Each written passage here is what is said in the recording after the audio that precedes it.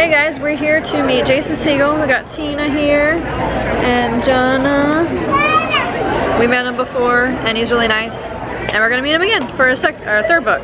What's it called? The Sleepwalker. Oh yeah, The Last Lullaby. There we go. Yay! Yay! Producer, dancer, puppeteer, and now New York Times best-selling author. We are really thrilled, I hope, to welcome tonight's author, presenting his third book. Please join me.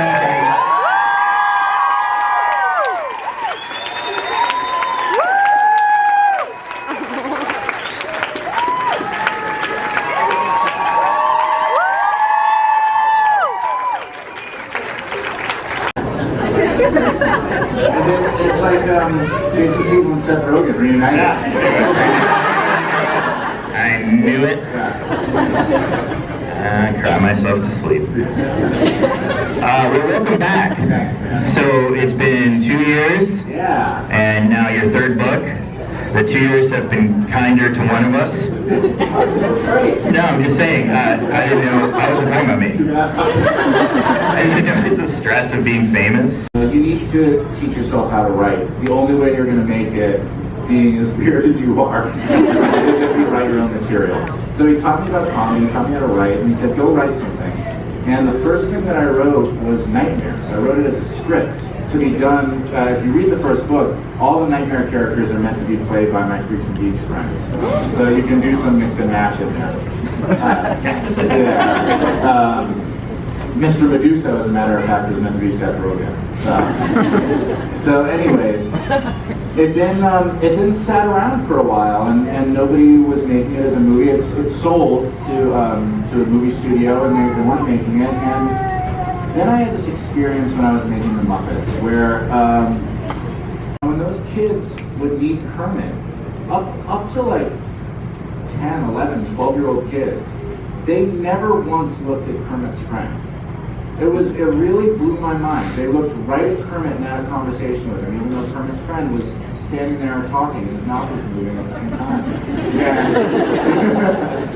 And it just hit me at that moment, like a kid's imagination is more powerful than anything that I could try to put on screen as a TV show or as a movie.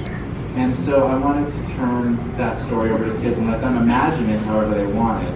So then I got really lucky. I met Kirsten Miller, and she and I collaborated on turning these into kids' books. And it's been 5 years of writing together, and I just feel so lucky. And to see these kids holding these books is like the coolest thing in the world.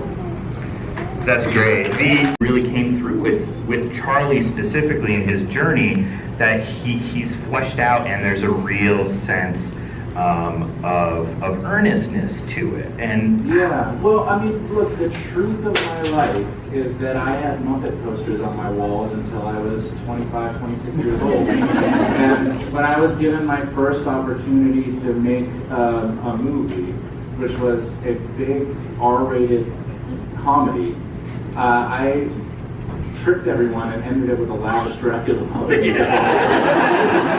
know what I mean?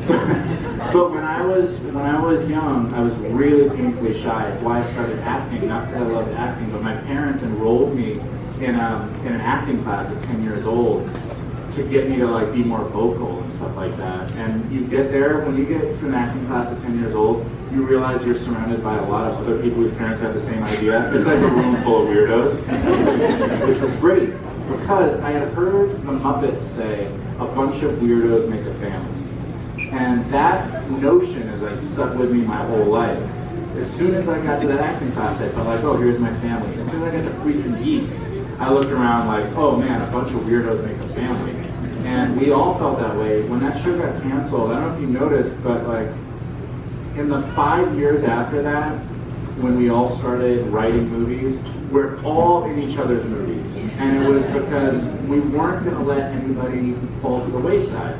So we cast everybody until everybody, like, I'm not supposed to be main guy in movies, Seth's not supposed to be main guy in movies, Jonah's not supposed to be main guy in movies, and we're all, like, everyone's doing real good, and it's because we stuck together. Right there's the line. We're gonna be up there soon. What do you guys think? welcome. I'm scared. Help.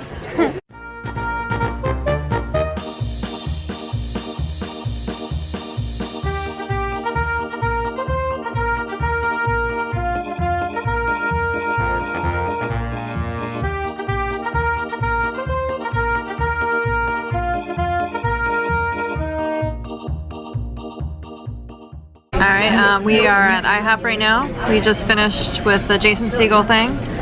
He said he liked my humor. Hey, tell me when you work it on. Did he say anything special to you?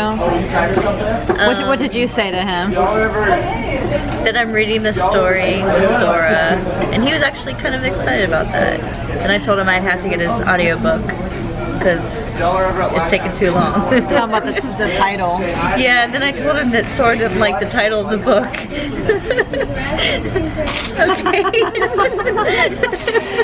Okay. What about you, Jana?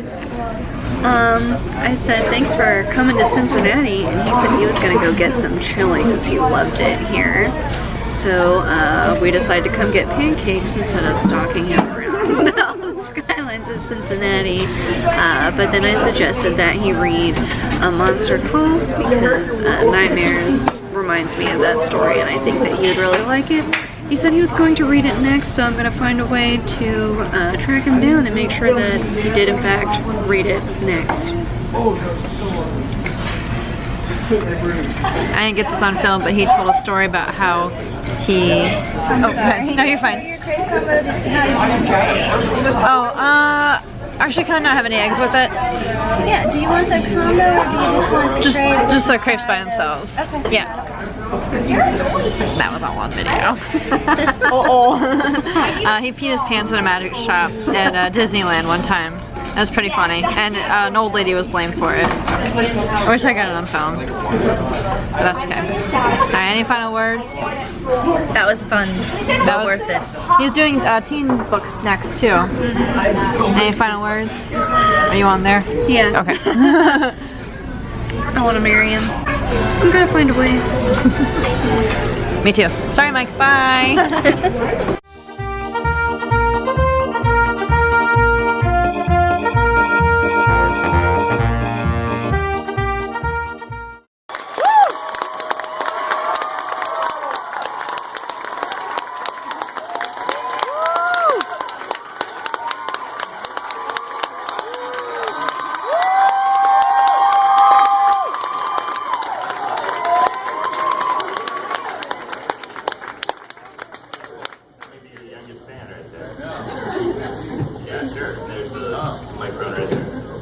Thanks for coming, everybody. It's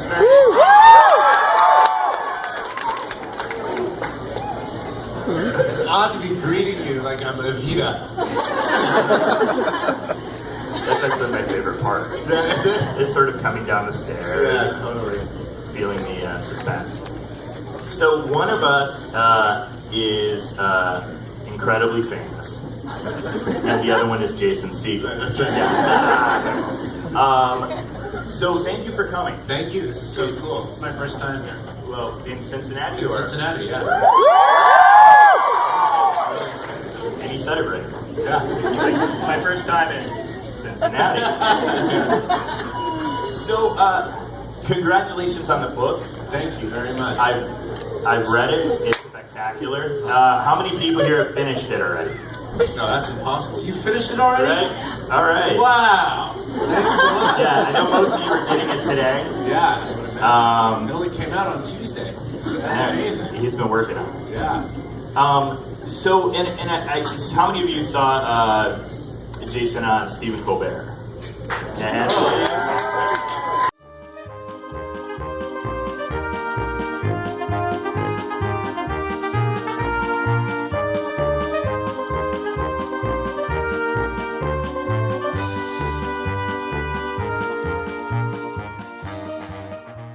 Meeting Jesse Eisenberg, he was kind of just like this everyday, seemed like an everyday kind of guy, very like humble.